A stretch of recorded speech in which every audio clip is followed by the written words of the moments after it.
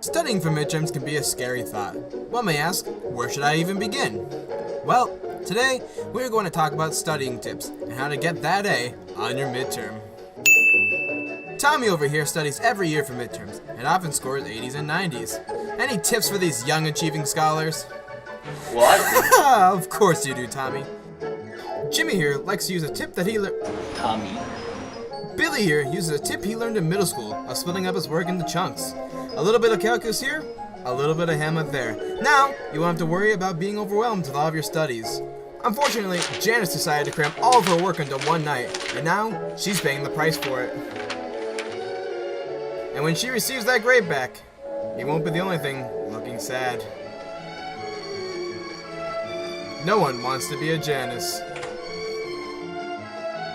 Sally over here loves to listen to classical music while studying. It helps keep her focused. Let's take a listen.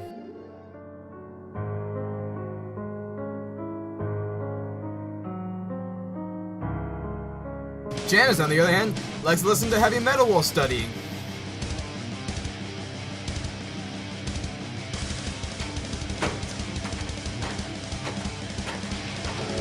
That can't be good for the brain cells.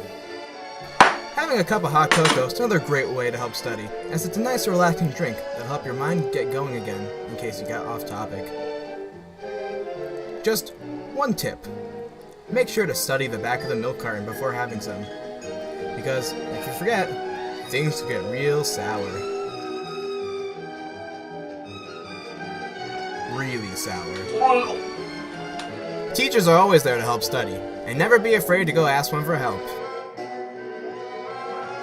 Just, be prepared to have to wait in line.